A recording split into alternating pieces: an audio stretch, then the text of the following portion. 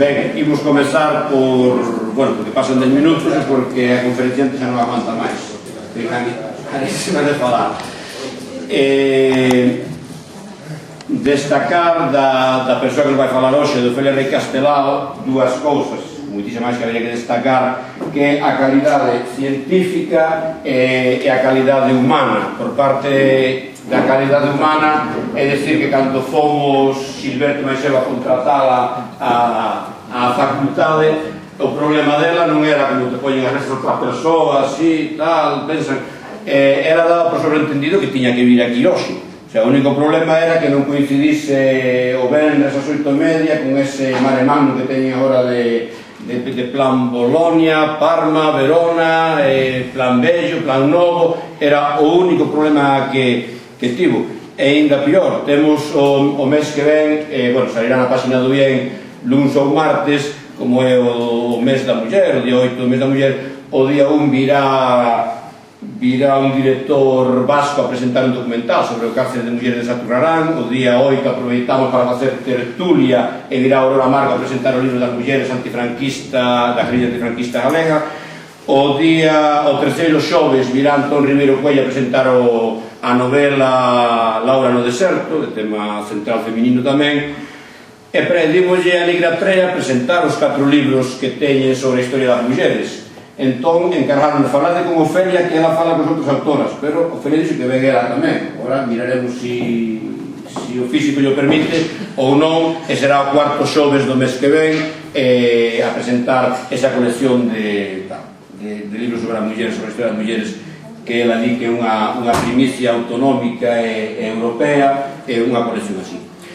En canto a calidade académica, está fora de toda dúbida, e podese mirar por aí en calquera currículum a intensidade de estudos, o comezar moi nova xa na docencia e na investigación, e a pouco que miremos a cantidade de revistas na que participou, con máis dun 100 de artigos, incluso na dirección das revistas, no consello científico, leva dirixido máis dunha dúcia de tese de doutoramento, programas de investigación, e os que fomos alumnos dela sabemos, despois de votar 3, 4, 5 anos en Santiago, que se pasaste pola universidade, que hai profesores que se sufren, que se padecen, outros que se soportan, e outros cos que gozas escoitando as clases porque miras que van ao cerne da cuestión e que aí hai ciencia. Eu teño lembranza, nos 3 anos que votei en Santiago, despois xa estuve estudando e traballando, quedaronme gravados, ahora 26 anos máis tarde, quedaronme gravados dúas persoas. Unha foi o catedrático de latín, que xa morreu, don Manuel Cecilio Díaz e Díaz, que era un fora de serie, e outra persoa, non é porque estea ela aquí, era Ofelia Rey Castelao. Canto o currículum académico e a valía académica, se pegamos un repaso eu non topei a tua tesiña, porque non sei onde está na casa, que era unha aproximación que di que é do único sitio autóctono que hai en Galicia, ela, que é do Val da Ulla. Entón, o primeiro traballo foi unha aproximación á historia agraria, a historia dunha comarca como é a Ulla, no Concello da Estrada, dentro dun proxecto máis amplo, que supoño que dixiría o Antonio Roel, dun departamento que funcionaba e que funciona ben estruturado. Non todo funciona, sabedelo, que non todo funciona así. Entón, tanto tiñas unha tese da zona do Salnés, como tiñas do Morrazo, como tiñas con Pexerto, o Concello do Burón, o defensor a tese de doutoramento da provincia de Mondoñedo, ou a Ofelia por nacemento tocoulle unha parte central de Galicia para ir facendo sondaxes dunha historia que era unha historia demográfica e económica, e que os discípulos de ellas fixeron evolucionar despois a unha historia social, unha historia cultural, unha historia das mentalidades, e fruito de todo iso é estudar. Ademais, claro, o produto non son ensaios que se fan unha semana. Bueno, Abel Caballero fainos nunha noite as novelas de 300 páxinas, libros de 800 páxinas, e como diera no prólogo de algún, é o contacto intenso e directo coa documentación que está nos arquivos por un lado, e a lectura da aportación bibliográfica de outros compañeiros na península, en Europa ou en Galicia. Son miles de horas de traballo dedicados á docencia, e a investigación, e fruito de todo isto que tedes aquí, non? E despois, hai que falar dese premio que che deron no mes de setembro.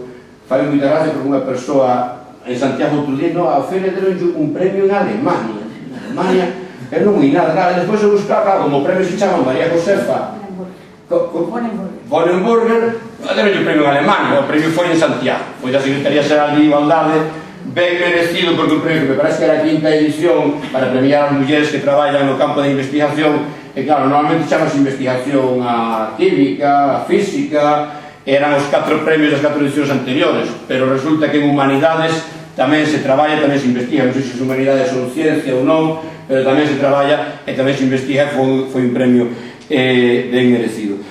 Eu non sei se faría unha biografía rápida, apurada, do 99% que se poderíase falar dela, se eu tivese alguén de vos que presentaba, por exemplo, a John Thompson, que debe despois por aí, que é un americano, teríamos que decir que naceu en Nevada e que a nai era de Minnesota e o pai era de, non sei, do estado de Nova York, o primeiro apelido é inglés, o segundo é Jablonski, que é polaco, pero que Ofelia naceu no centro de Galicia, dun país que ten unha cultura homoxénea. Bueno, por casualidades da vida, que despois lle contarei, nos no Valmiñor imos a buscar agua, o sea, que desde a infancia ben marcada parte da súa carreira investigadora. Se nos imos a buscar agua a fonte do Pombal porque é unha agua boísima, caudalosa, que non seca nunca, non seca nin este verán, ela supoño que de pequena iría da man, non sei se da súa avó Ofelia, ou iría da man da súa nai a buscar agua a fonte do Mesado, a fonte das Canlas, que é unha agua moito mellor. Ou se nos temos en Baredo apareceu unha virxe nas pedras do mar, como ali teñen un río potente, moi caudaloso, o Ulla pasa moi potente por ali, nos apareceu a virxe da Cela, no sitio que se chama Arquiña, nas pedras do mar, e hai a lenda de que cando quixeron traer a virxe para a colexiata de Baiona, mira que listos eran os bois, ou a virxe, non sei se era unha intención divina, ou chegaron límites administrativos entre a parroquia de Baredo e a parroquia de Baiona, pararon os bois e non levaron a virxe para Baiona. Ademais, o sitio chamase a Fonte Danza, que é un sitio fonte, outra vez, agua, con todas as deidades que temos aí dentro da prehistoria, e un anta, que sería un sitio de enterramento prehistórico. Pois a eles, como non lle pode aparecer ali en... Bueno, non dixen que ele dun sitio que se chama Arnois, a parroquia de Arnois, un sitio moi pequeniño que é Balboa, non se pode, ali non poden parar os bois nin vir do mar, ali teñen o río Ulla, e ali a Virxe das Neves apareceu dentro dun sobreiro, que despois contarás como é o conto ese, un sobreiro que se pasades da estrada que vai de Santiago a Ourense, cando pasades por unha aldea e mirades ali a Arnois, o movimento, todo iso, parar a mirar a sobreira, que eu penso que non é centenaria, que é milenaria, porque é unha sobreira impresionante. Iso por ese en vez de unha virxe tiver que ser unha santa, a portada dun dos últimos, do último libro dela, é Santa Liberata en Baiona, que resulta que hai 1800 anos sin incubadora nin nada, dun mesmo parto naceron 8 ou 9 irmáns, non morreu ningún, non morreu, foron todas mártires, Basilisa foi mártir, Santa Liberata foi mártir. Bueno, eles ali non teñen esta procreación tan numerosa, pero teñen unha santa, que explicares ben é que a Santa Paderna, que ten fonte, que ten todo ali, que é Galicia, país sen santas, pero bueno, será porque bebeu na súa infancia esta santa misteriosa, que non vou contar a lenda, contarla despois, preguntándose despois se has chegado alá, e o que pasa coa Santa Paderna. Eu deixo-vos con Ofelia no lugar máis autóctono de Galicia, que é de Balboa do Arnois.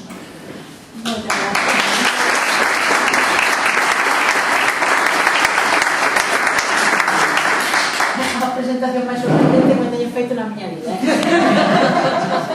Me saber facía referencias ao meu currículum, pero o meu currículum personal é a primeira vez, pero máis tan absolutamente preciso que xa me explicarás, non? Bueno, como lamentablemente tive un pequeno accidente aquí no comezo desta sesión, non sei se estou en totales condicións de explicar o que quería, non? Pero vou tentar, non? Entón, poñerei toda a miña vontade, se non o fago como quixera, lamento francamente, porque sempre que vou a un sitio gustame facer o mismo que fago na universidade, tratar de dar o millor de mí, non? Estou encantada de estar aquí. Cando me invitaron a vir, aceptei inmediatamente porque, igual que vai sendo ahora reconhecido por parte do profesorado universitario, temos que sair á rúa e explicar o que facemos, non? Esta teima que hai de que as humanidades non valen para nada ou que non son útiles, ahora se chegou un momento en que nos resulta tan molesto que temos que recoñecer que en parte da culpa é nosa de non ter transmitido exactamente o que estamos facendo dentro da universidade, non? E as humanidades son importantísimas, todo o que se refire á xestión do patrimonio, xestión da linguaxe, da nosa cultura, todo eso para formarse ben e poder xestionar o que facemos na universidade. O que pasa é que temos a culpa de que non saímos o suficiente para transmitir aquilo que se pode transmitir, porque hai unha parte estrictamente científica, metodolóxica, que non ten por que sair a calle como non sale a metodoloxía en medicina ou en química, non? Oxe, esta mañán fui un testigo e membro dun tribunal de unha tese de doutoramento que me deixou moi impactada, porque era unha persona do mundo dos institutos con unha enfermedade moi grave que fixo unha tese de doutoramento francamente boa, con todos os requisitos da ciencia moderna, naturalmente invertindo anos e tempo e moitísimo esforzo, e é unha tesis maravillosa. Entonces, quero acabar este día tamén de forma máis positiva reivindicando a miña profesión, non? Ben, o tema que propuxen cando foron a falar comigo trataba de plantexar unha cousa que a min en estes momentos, como diría, mantenme preocupada desde o punto de vista histórico, porque, como decía meu presentador e encantador exalumno, nos fomos enseñados a facer unha historia moi a pé do territorio. Somos discípulos, por suposto, de don Antonio Eiras, pero a súa vez don Antonio Eiras era un discípulo indirecto de Pierre Goubert. Pierre Goubert foi, creo que o mellor historiador francés da segunda metade do século XX, morreu 16 de xaneiro, con 90 e tantos anos, e enseñounos algo maravilloso, e que a historia científica ten que partir de unha realidade coñecida. Entonces, o modelo de historia rural de base comarcal, que aquí se aplicou en Galicia a partir dos anos 70, permiteunos partir de que, desde a nosa experiencia como personas, facer unha investigación científica en donde o que sabíamos como membros dunha comunidade se podía aplicar aos arquivos, non?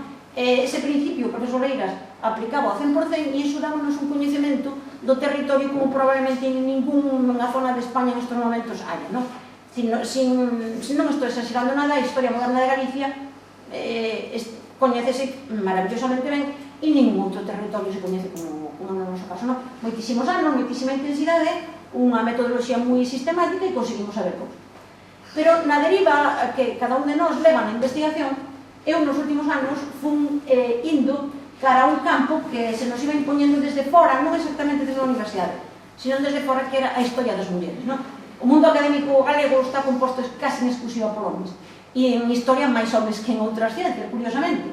E, por tanto, aquí tardamos moito en incorporarnos a historia da muller, pero cando fixemos moi rapidamente e moi ben. Eu teño que recoñecer a deuda que teño con Serrano Rial García, que é unha rapaza que neste momento está pasando un problema moi grave de saúde e que fixe unha tese maravillosa que se titula Muller e vida económica en Galicia. É a tesis máis premiada nos últimos anos en España. Todos os premios habidos e por haber. Seriedade científica, plantexamento original, razonamento, e con eso descubramos un mundo espléndido que era o do traballo das mulleres en Galicia, na Galicia moderna, non? Unha cousa decir que as mulleres traballaban no campo, non hai outra cousa demostrarlo con datos e saber, digamos, que parte do Producto Interior Bruto de Galicia aportaban as mulleres, non? Entonces, con esa base sobre a experiencia económica, avanzamos cara a muller na inserción social e nos últimos anos estamos tratando de estudiar a muller na inserción cultural, e de cal era a participación na cultura letrada, porque claro, no mundo moderno o impacto da imprenta fai que realmente aquel que non se vencella coa cultura letrada queda fora do que é a modernidade en Europa, non? En este contexto andamos porque o que estamos intentando facer é tratar de relacionar o peso económico e social das mulleres coa súa participación no mundo da mentalidade e da cultura. E isto é moi difícil de facer. Por que? Porque as mulleres non deixaron nada escrito. Nada escrito. entonces temos que basearnos naquelas mulleres as únicas que realmente producían documentación na Galicia moderna, que son as monxas. Os conventos de monxas son os únicos espacios onde hai sistemáticamente escritos por mulleres, pero escritos fundamentalmente contables, son contabilidades levadas por mulleres, e hai moi poucos escritos de carácter íntimo ou personal, non? Pero en Galicia hai un texto moi curioso que eu francamente nunca lle din importancia, pero a raíz dunha noticia na Voz de Galicia ocorreuseme que ao millor se lle podía sacar partido a unha biografía que resultaba moi interesante, a de María Antonia Pereira do Campo, a chamada Monxiña do Penedo, nome que non lle vai nada, porque desde que a primeiras veces que a tratei na documentación, digamos, para mí era só María de la Sagrada Especulación, non? O sea, que la beatificar, por eso daí viña a noticia na Voz de Galicia, o proceso de beatificación está aberto se fai moitísimos anos, e agora reemprendemos, non? Ninguén se lle ocurre pensar que unha monxa do século XVIII hai moitísima documentación de carácter social que nos permite saber se todo o que conta na súa biografía é certo ou é falso. Todo o que conta na súa biografía é fundamentalmente falso. Pero o texto é tan interesante, que eu creo que o terían que publicar como un producto da cultura galega do século XVIII francamente singular. Isto dame ben para falar do que quería plantexar aquí. Galicia, país en santa. Pois sí, Santa Paterna, por certo, non foi santa nunca. Era o que se chama un corpo santo. Entonces, que a Iglesia recoñece que hai un respeto por parte dunha comunidade, pero non é santa, non está no santoral. E a Iglesia, cando pode, e se hai digamos, unha caída no culto, estes corpos santos retiros. Pasan mellor vida e ninguén se hago. En este caso non, porque hai unha festa bastante importante. Ben, Galicia, país sin santas. Unha historiadora francesa, Isabel Poutrem, fai uns anos fixo unha tese de doutoramento moi chamativa sobre as mulleres santas na España moderna, non? Que lle chama ela mulleres santas? Bueno, pois un conxunto de mulleres, varios centos, que deixaron escrito a súa experiencia como monxas ou na vida civil para deixar prácticamente escrito un proceso de beatificación. O sea, elas querían ser santas. E, por lo tanto, ese tipo de escritos era publicado normalmente polo seu confesor ou ben por alguén da orden religiosa que pertencía e formaron un xénero literario que normalmente chamamos de vidas de santas, pero non son tales. Son vidas exemplares, non? Hoxe en día están todas colgadas en internet e son entretenidísimas. Era un texto que tiña moitísimo éxito. Por qué? Porque a xente leía fundamentalmente como se fora literatura de entretenimento.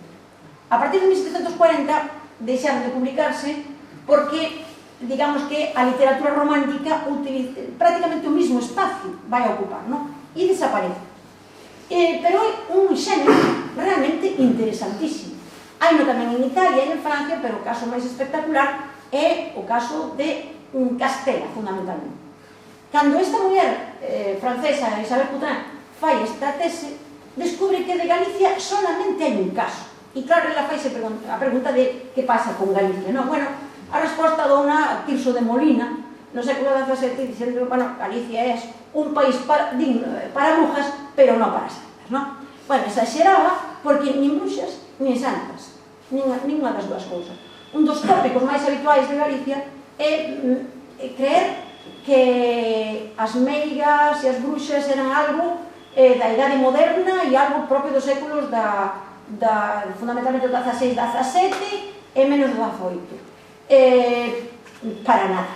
Está sin estudiar o século XIX, pero eu creo que toda esa tradición de meigas e bruxas rurais procede do século XIX tardío. E, por tanto, non ten unha experiencia histórica moi longa, sino máis ben estreita, non? E por que o digo? Bueno, pues, a Inquisición en Galicia tuvo moi pouco traballo. O tribunal último que se abre, o primeiro que cae en decadencia, e a actividade da Inquisición tuvo moitísimas outras preocupacións que o caso da superstición.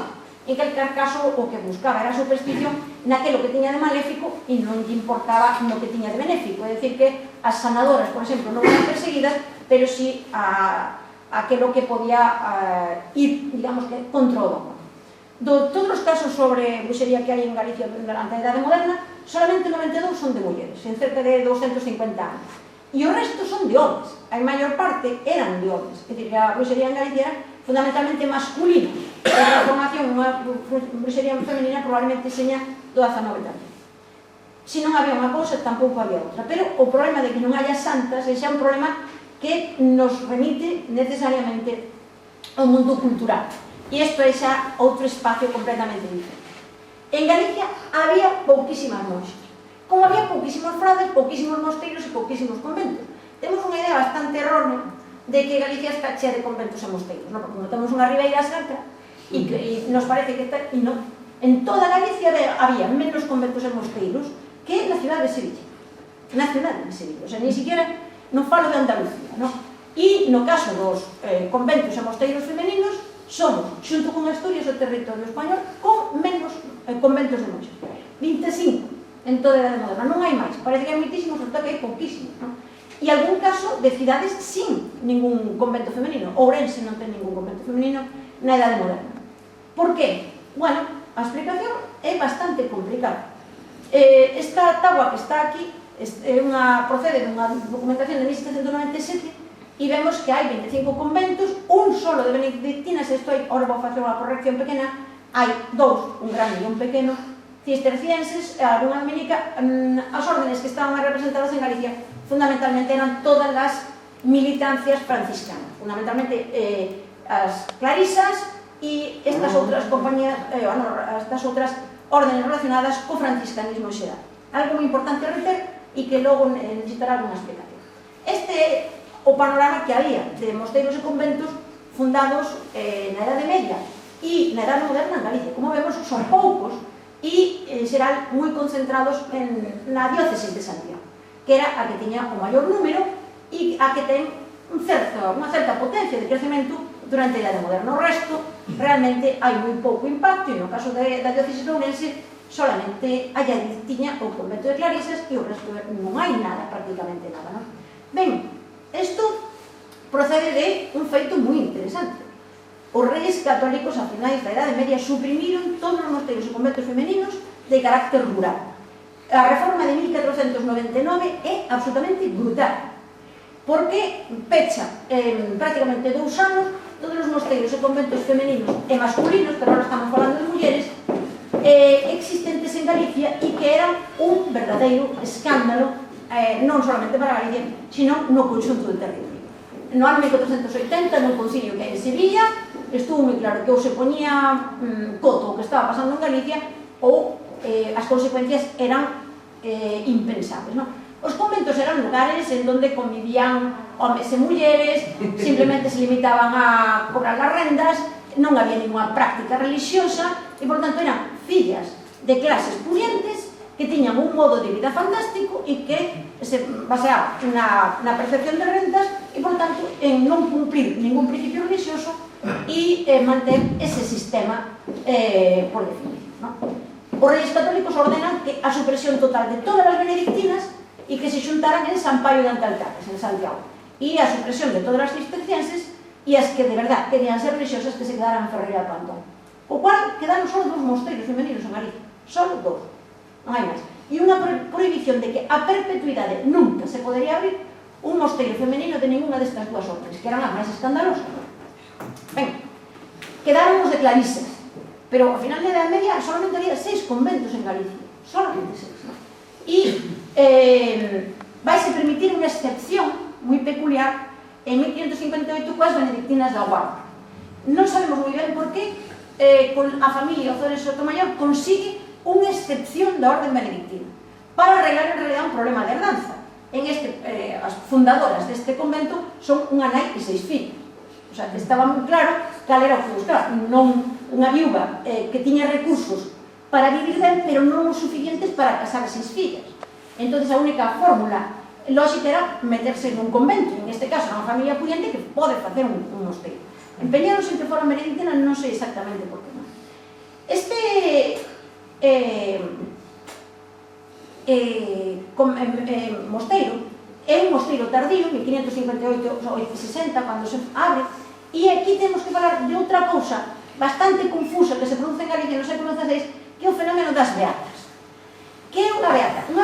unha muller que ten unha práctica religiosa, que se viste como un hábito, pero non é monxa, fai unha serie de votos ante un, digamos que ante o altar e ante un sacerdote, pero non todos os votos. Por lo tanto, non ten voto de castidade necesariamente, voto de pobreza pode que sí, por lo tanto non é unha monxa, sino que se parece. O fenómeno dos beaterios é un fenómeno europeo do século XVI intensísimo, intensísimo.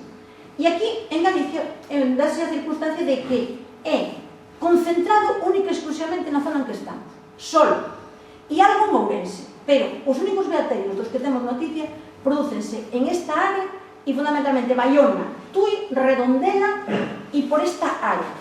Por qué? Porque aquí hai outro fenómeno moi interesante, moi difícil de estudiar, que é o de unha rama da orden franciscana, que son os seguidores de San Pedro de Alcántara, que foron suprimidos en 1567 por Felipe II, porque practicaban un tipo de religión que tiña certos parecidos co protestantismo.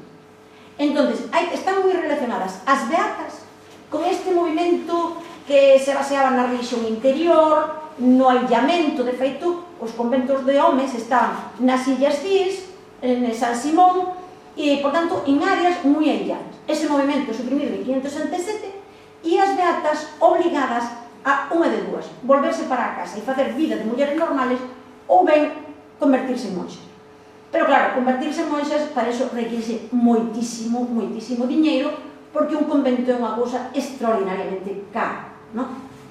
Eses beaterios acaban casi todos convertidos, apoiados nos franciscanos, na orden concepcionista. No caso de Baiona, van a facer esa transformación, pero logo deciden convertirse en dominicas. Por un capricho simplemente da priora, é dicir, sin máis. Decidiu cambiar e cambiou.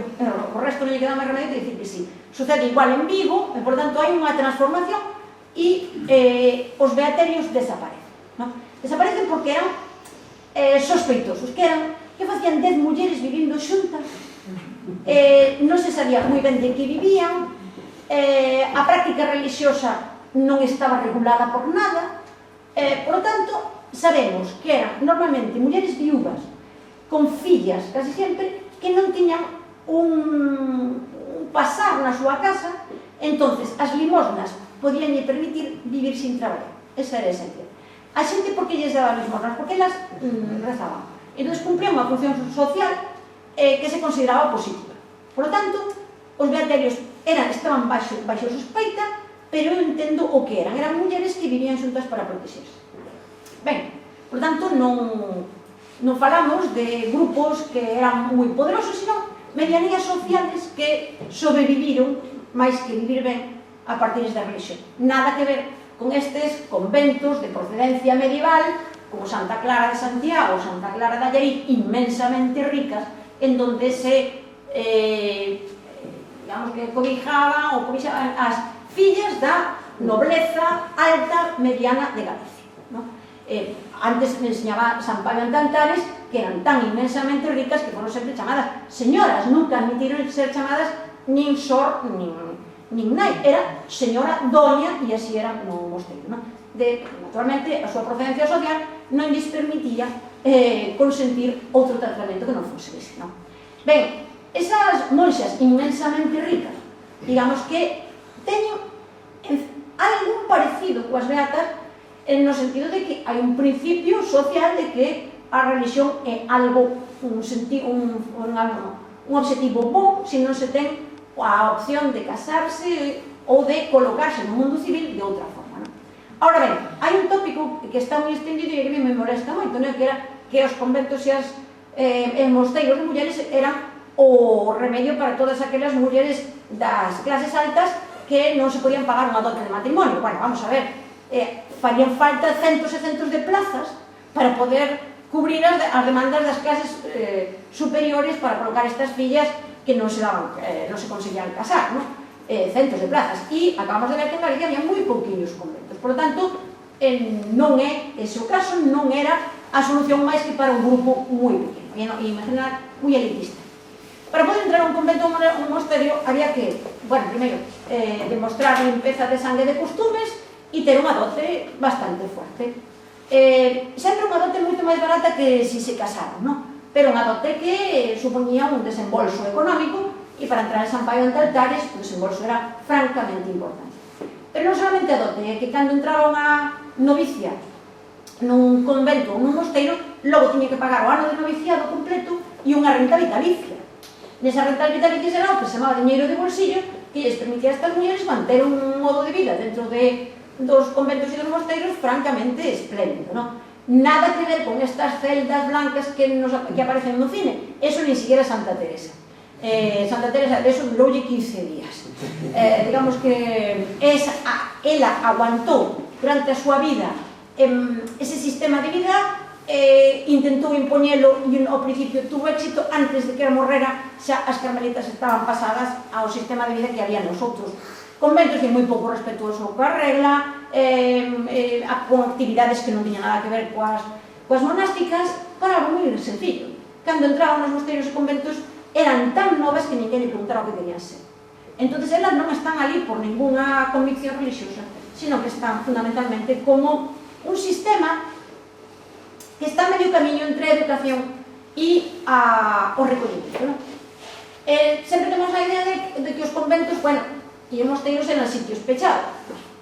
Eran un universo femenino totalmente permeable ao que sucedía no exterior. En esta táboa vese moi ben.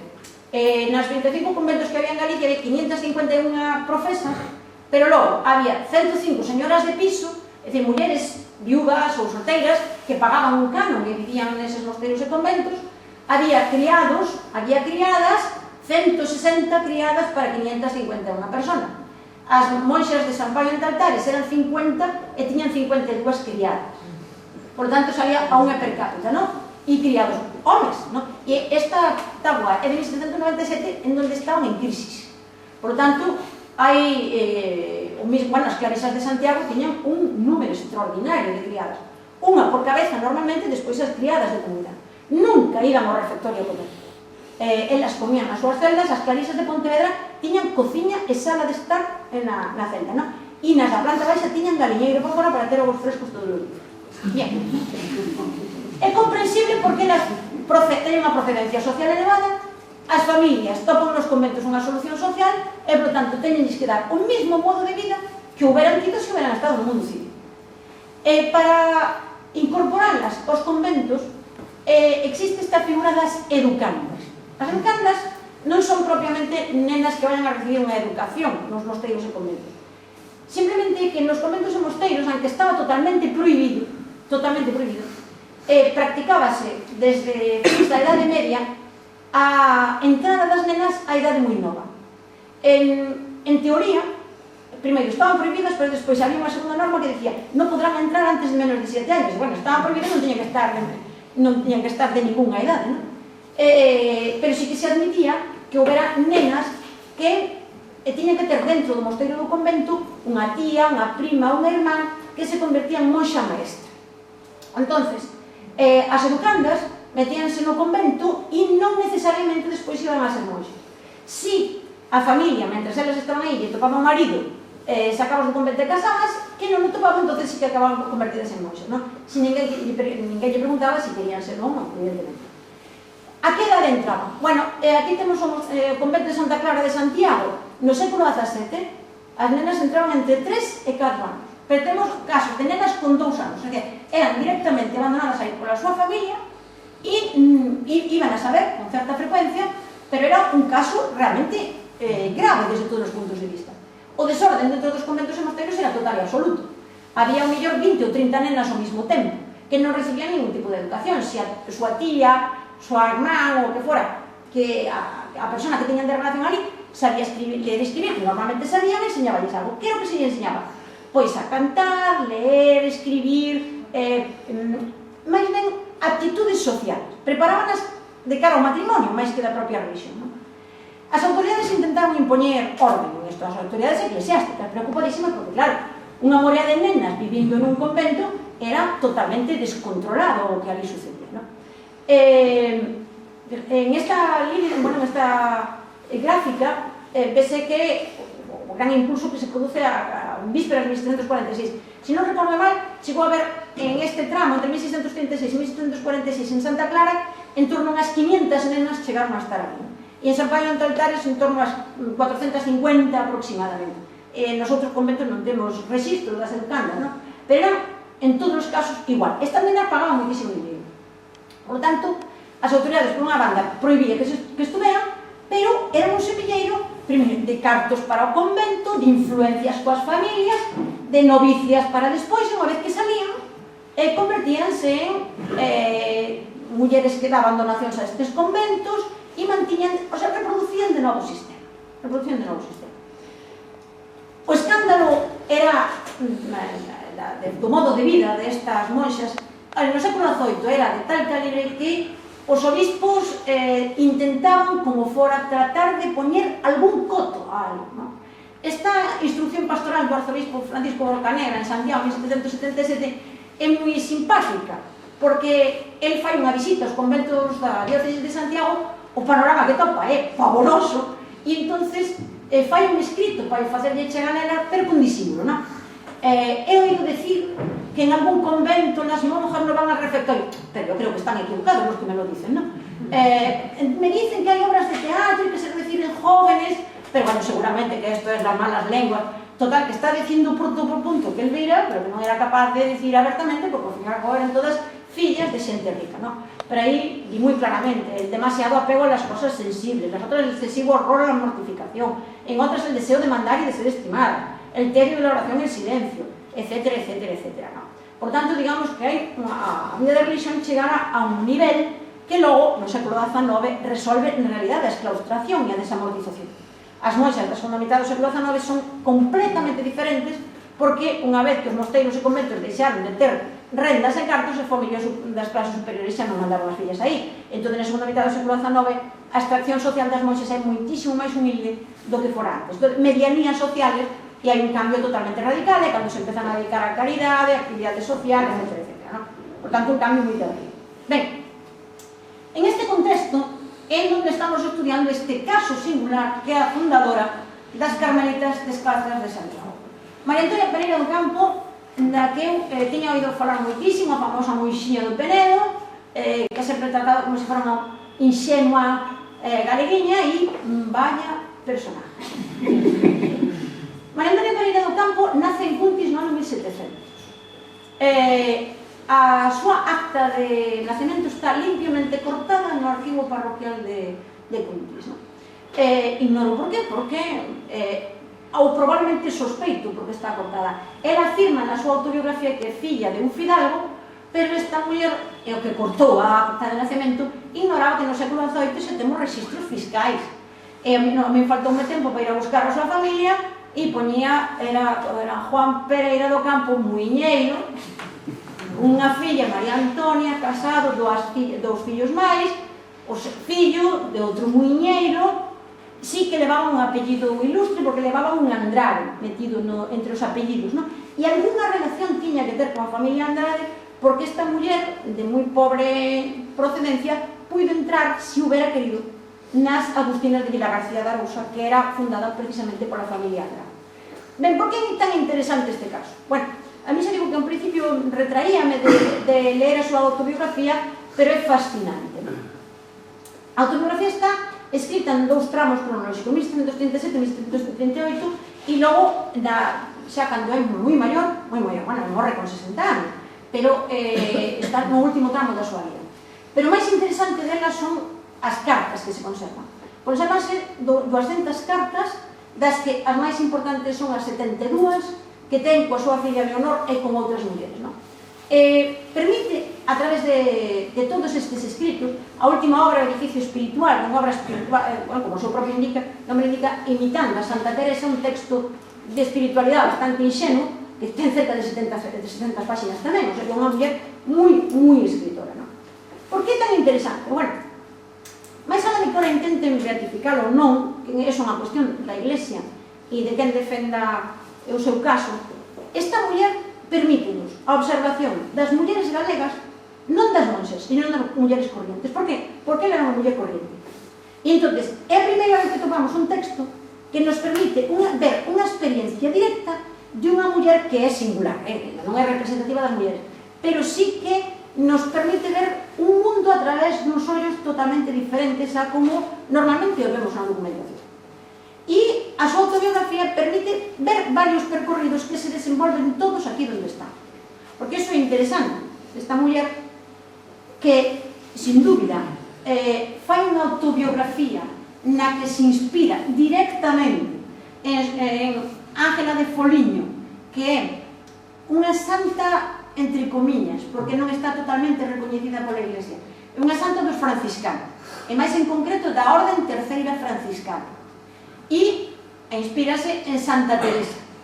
Por tanto, digamos que ela será monxa carmelita, por tanto, da Orden de Santa Teresa, e a súa inspiración é Sor Ángela de Foliño. Hai outra inspiración, que é a máis difícil de ver, que é a vida da nai de Sor María de Agreda. Sor María de Agreda é esta monxa beatificada que era, digamos que, conselleira do rei Felipe IV e que, según ela, tiña o poder da bilocación, é dicir, era capaz de vivir en España e en México ao mesmo tempo, non? Bueno, que os mexicanos teñen nos altares, esta señora nunca saleu de Agreda, dese pueblo, e nunca saleu do convento porque os pais meteron aí con un ano. A vida dos pais de Sor María de Agreda é idéntica á vida de María do Campo. Bueno, pero vamos con María Antonia do Campo porque é apasionante o seu caso. Ben, María Antonia Pereira, xa digo, nace en Cuntis, eso é irrelevante, pero non de todo irrelevante. Porque esta muller ten un percorrido que é o que a mí me interesa, de que nos explica con un pormenor extraordinario como se abordaba en Galicia o ensino das mulleres no século XIX.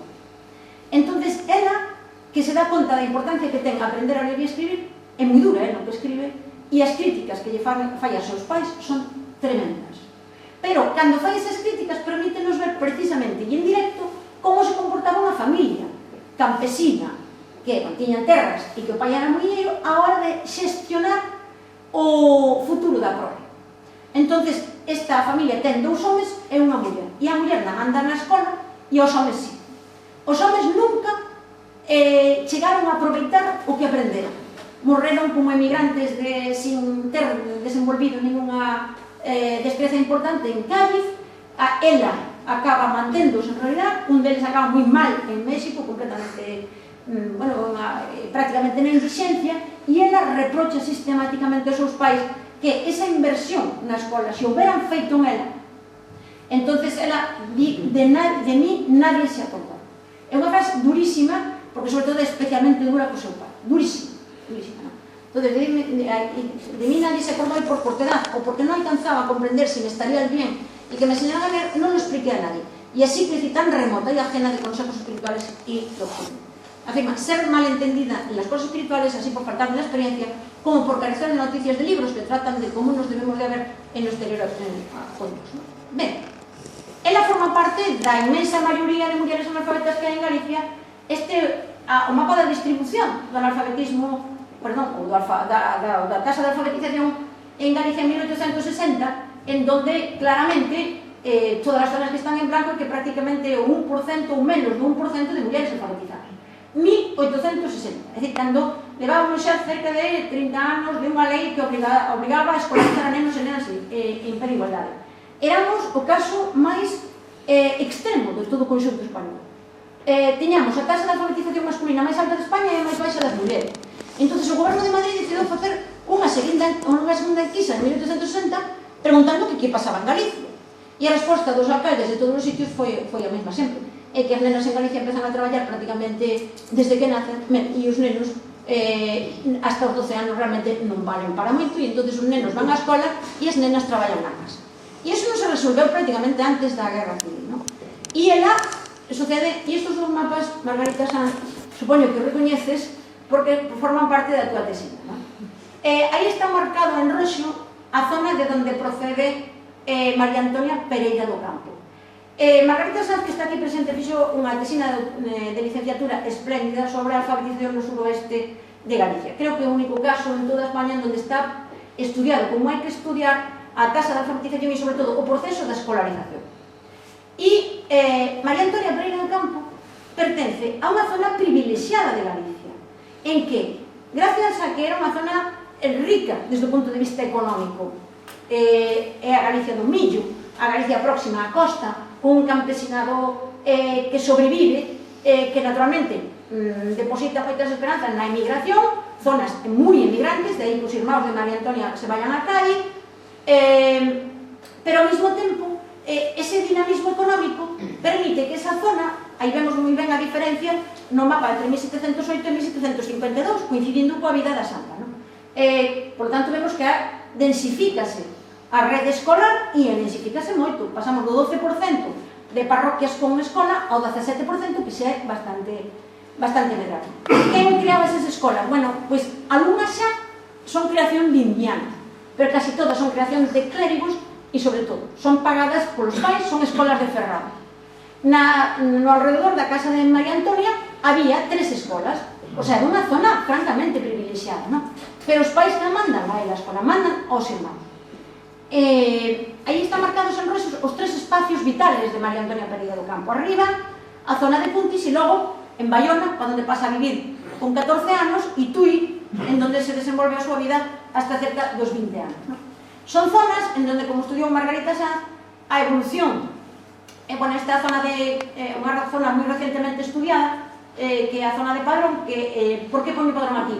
Porque o pai de María Antonia Pereira morrerá no convento de Herbón despois de separarse da nai de María Antonia, e el pertence, digamos, que ese grupo de homes desta área que estaban bastante alfabetizados, e incluso na casa de María Antonia había libros, cousa rarísima porque en esta zona solamente o 1% das casas tiñan libros en pleno siglo XVIII. Por tanto, 250 anos despois de que se inventara a imprenta, na Galicia rural o libro sigue sin existir.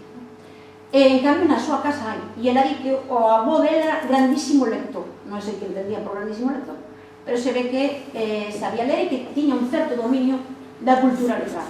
Aquí vemos abaixo a liña da evolución da alfabetización femenina e arriba a da masculina, non? E esta é a diferenciación aquí no suroeste galego, é dicir, en donde se desenvolve a vida de María Antonia no resto da súa existencia, non? Porque ela ven con 14 anos, unha vez que morre o pai, a súa nai ven a traballar como criada do abad da colegiata de Bayona. Eso significa un salto, porque de vivir unha aldea pasa a vivir un núcleo semiurbano, en donde había xa unha escola de gramática, un convento de monxas, digamos que había unha certa vida cultural, non? Ben, ademais de eso, María Antonia é moi interesante por outra faceta. Os seus irmãos emigran a Cádiz. Estamos nunha zona que a tasa de emigración cara a zona de o que chamamos arco colonial é tan intensa que os datos que vamos a ver últimamente son tan sorprendentes que incluso resulta difícil de explicar, non? Acabase de facer unha tese de doutoramento sobre Utrera, na provincia de Sevilla, en donde no século XVIII chegaron a casarse desta zona en que estamos cerca de 1000 homes.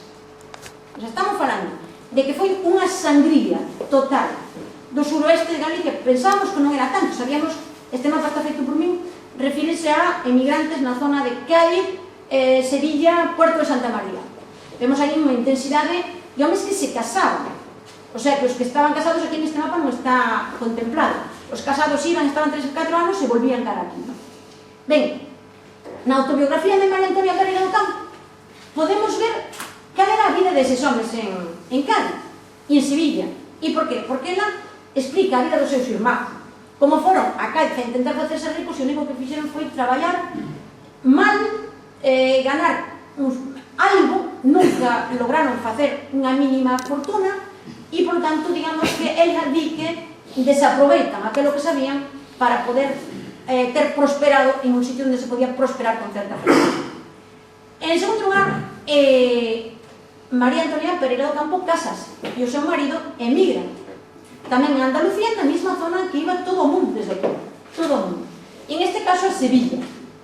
É un lugar de Sevilla que, aunque no século XVIII non é tan importante como fora antes porque estaba en certa crise, seguía acollendo a moitísima emigración galega, de galegos non cualificados, que traballaban como ahogadores, esportilleiros, por tanto, en traballos que eran traballos de forza, e moi escasamente traballos cualificados.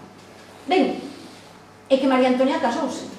María Antonia ofrécenos outro aspecto da súa vida, aunque deso falarei un poquinho despois, porque quería abordar un aspecto antes de volver á faceta personal, que é probablemente a menos interesante, aunque ahora vamos a decir unhas cuantas cousas moi especiais.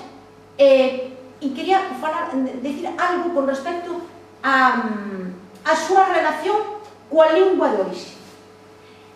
Temos que ter en conta que os historiadores da cultura temos un problema tremendo a hora de abordar a cultura do pasado, e é que non conservamos rastros da linguaxe oral. Todo o que temos nós son testimonios escritos, e todos os testimonios escritos da Galicia moderna están todos en castelán. Para poder topar algo que nos fale de como se desenvolvía a comunicación na Galicia moderna é absolutamente extraordinario. Hai algún teórico, como Padre Sarmiento, cando falaba dos problemas de comunicación, pero Padre Sarmiento fala desde o punto de vista educativo. Nunca nos fala de como se entendía a xente, non?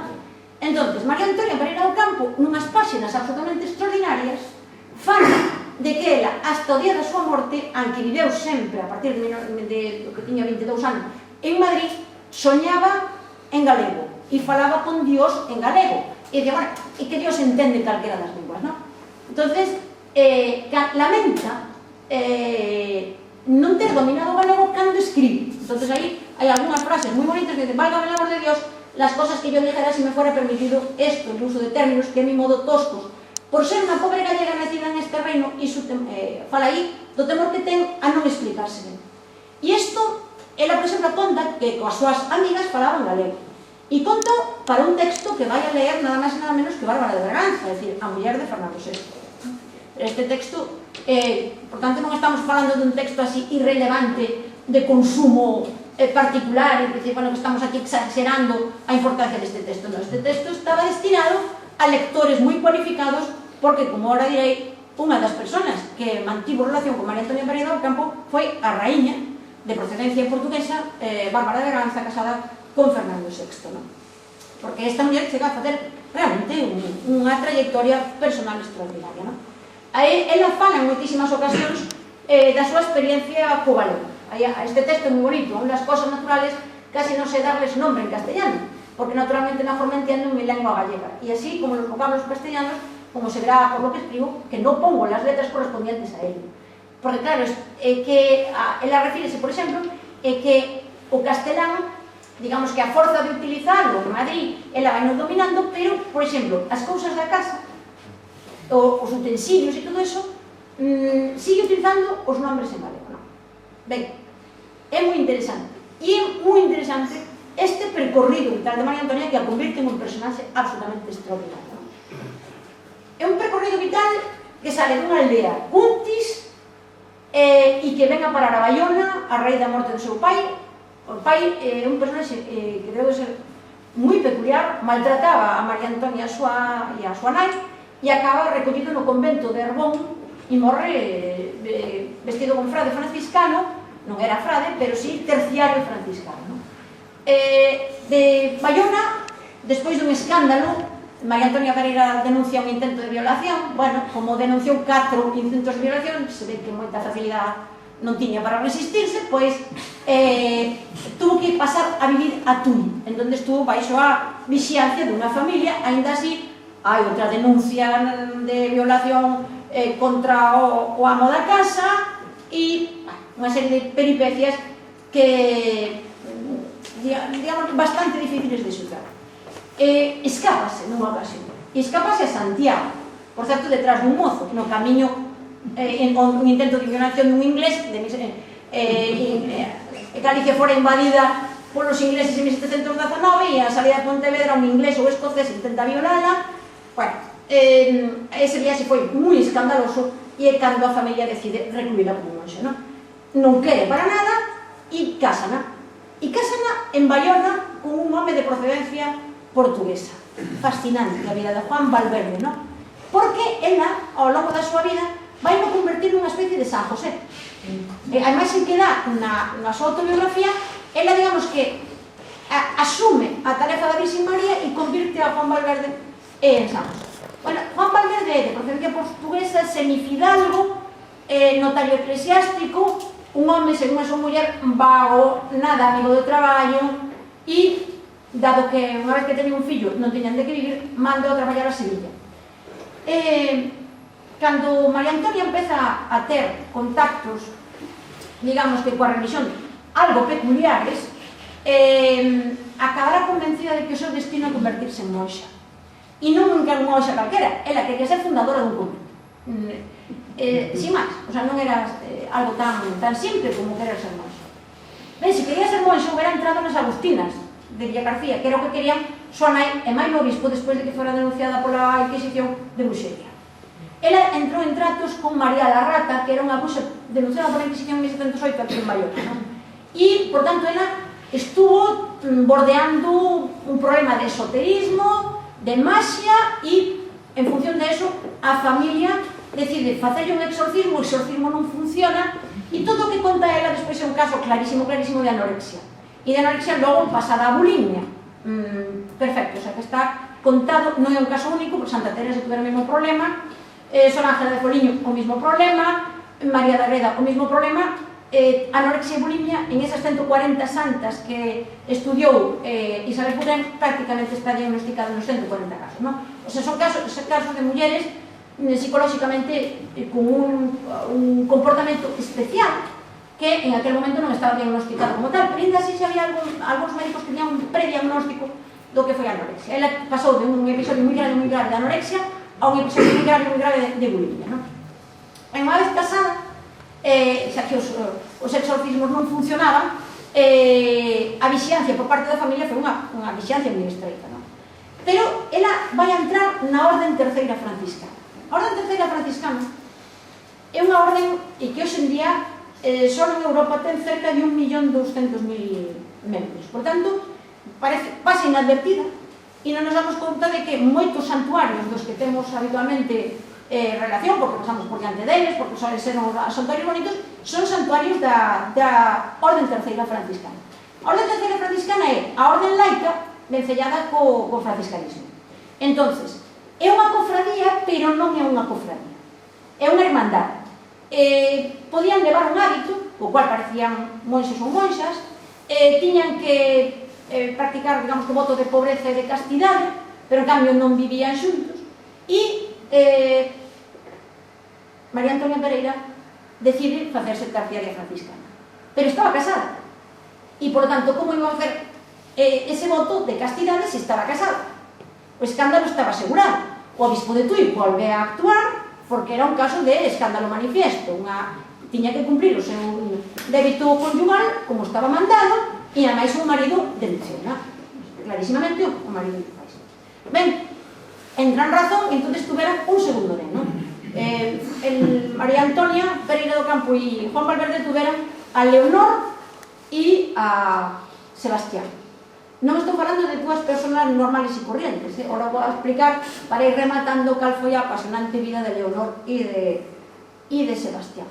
Esta muller, cando tiña 23-24 anos, programa totalmente a vida da súa familia. Entón, con un conxunto de mulleres que se relacionaban con ela, que se reunían diariamente na capela de Santa Liberata de Bayona, que foron vixiadas pola Inquisición para saber que era o que se estaba facendo ali. E o que se estaba facendo era que tiñan relación con un fraile franciscano visionario que estaba sacando partido desa religiosidade inxenua a medio camiño entre a religiosidade e a bruxería, e, por tanto, a Iglesia tuvo que actuar porque aquilo estaba tomando un cariz bastante peligroso. Os franciscanos separan directamente a María Antonia do franciscanismo e María Antonia topa, digamos que, outro destino nos carmelitas. Os carmelitas non tiñan ningún convento en Galicia e querían introducirse aquí como fora, e aproveitaron esta oportunidade de unha muller visionaria disposta a facer o que fora e atraeron a orden carmelita. E entón, contra a voluntade do obispo, deronlle o hábito da orden carmelita. Claro, automáticamente isto imponía a separación do seu marido. Entón, María Antonia Pereira do Campo, con un conxunto de mulleres de Bayona, en total eran 12, deciden facer unha viaxe que remataría en Sevilla para conseguir a separación de María Antonia Pereira do seu marido. Foron con elas, estas mulleres todas despois acabaron de monxas en conventos de Madrid, Segovia, por tanto, casi ninguna delas volveu aquí. Eran das mellores familias de Bayona, das mellores. Filla do corregidor, de rexidores, con claro disgusto de varias das familias porque non estaban nada seguras de que era o que había detrás de todo aquilo, non? Eran unhas mulleres visionarias que ademais decían ter raptos místicos, María Antonia empezou a decir que tiña aparicións, por tanto, estaban baixo suspeita en todo momento e estas familias pudientes de Bayona moi preocupadas polo destino das súas fillas, non? Ben, a viaxe hasta Sevilla é un viaxe apasionante, ela vai relatando como atravesa Portugal e chega a pé a Sevilla. E en Sevilla consigue a separación do seu marido. Como? Eso é un misterio, porque o proceso de separación na Iglesia Católica da Idade Moderna é dificilísimo e consigue unha separación nun período de tempo moi breve. O arcebispo de Sevilla era don Luis Salcedo de Azcona, que fora arcebispo de Santiago. E este arcebispo de Santiago, que estaba en Sevilla, veu aí unha oportunidade. Esta visionaria era que iba a abrir un convento carmelita en Santiago. Entonces, fixo unha separación rapidísima. O marido non se quería separar, de ninguna forma. Mas tiñan 2 nenos. E isto plantexaba un problema a maiores, a patria potestad dos nenos. A Iglesia impuxo a María Antonia que se ela quería ser monxa fundadora, o marido non podía seguir na vida civil. Tiña que ser necesariamente frade. Claro. Entón, evidentemente, non podía seguir na vida civil. Non é o único caso. É o caso de Santa Teresa, é o caso de Sor María da Greda, é o caso de Sor Ángeles de Foliño. Sor María da Greda, decía antes, entrou con 1 ano no seu convento. É que o pai e a nai deixaron ali, a nai entra como superiora, o pai entra como frade, o pai entrou cos nenos e a nai ca nena. E é unha separación. Por qué? Bueno, porque eran familias da fidalguía pobre que non tiñan posibilidades de prosperar nin na función pública, nin no exército, nin na marina. E para conseguir unha forma de vivir sin traballar e ter notoriedade social, esa era a única solución. E eso foi o que veu María Antonia Pereira do Campo. María Antonia considerábase fidalga e, por tanto, para ela era imposible traballar. Non traballou nunca. No convento era criticada polas súas compañeiras porque nunca facía absolutamente nada. E decía, es que las mujeres de mi clase non podemos. E a que tiña moi claro. Aquí en Bayona tiña unha criada e o marido emigrado en Sevilla para poder facer cartos para comer, non? Por tanto, era, parecenos unha incongruencia, pero en aquel momento non o era. Ela, se consideraba a muller da fidalguía, non podía traballar. E iso foi o que ela montou un programa para unha familia destinada a pasar á posteridade e que a familia tiña que cumplir ao pé da letra o que ela dixera. E cumpleu a familia, non? Con moitísimo dolor, que o fillo nunca lle falou, nunca, porque, agora vou explicar moi brevemente o que pasa con estes fillos. Unha vez que se separa o matrimonio, de Sevilla, María Antonia pasa a Granada. Por qué? Porque estaba Felipe V en Granada residindo en aquel momento e ela quería ser recibida por Felipe V. Non o consigue, pero foi recibida por un ministro e, sobre todo, polo general dos jesuítas. O general de origen irlandés, que veu que en aquela muller había un filón. Era unha muller de palabra fácil, moi convincente, e entonces recomendalle que vaya a Madrid. Aí está o seu trayecto a Madrid. En Madrid é acollida pola Marquesa de Parga. Por tanto, vemos que María Antonia vai escalando sistemáticamente. A Marquesa de Parga é a fundadora do convento carmelita de Padrón. Por lo tanto, estamos xa pechando o círculo, non? Esta Marquesa de Parga estaba moi presionada polos carmelitas para abrir un convento femenino en Galicia. Entonces, María Antonia contacta coa Marquesa de Parga con varios sectores da burguesía madrileña riquísima, e convirtese unha especie de factotum destas mulleres solucionadoras, non? Era amiga, confesora, e os seus fillos estorbaban. Entonces renuncia a patria potestad dos nenos. O neno mando, o neno tiña 4 anos cando se separa del, nunca máis lo volveu a ver, e mando a Roma. E con quen? Pois con don José Ventura, un capellán de Bayona, que estaba estudiando en Roma, que ven a Bayona para a profesión da súa irmán, que cando se convirteu en monxa nas dominicas de Bayona, e foi a persona coa que sempre se dixo que tiña unha relación a título personal con María Antonia Pereira do Campo, non? Aunque isto é o problema máis grave que ten no proceso de beatificación, hai unha carta dela que non deixa menos dúbida de que tuveron unha relación, non? Clarísimamente, non? Porque ela pide encarecidamente que nunca conte a parte de relación que houbera entre eles, non? O feito de que lle dera a patria potestade ese neno é probable que fora este Don Ventura o pai do rapaz, non?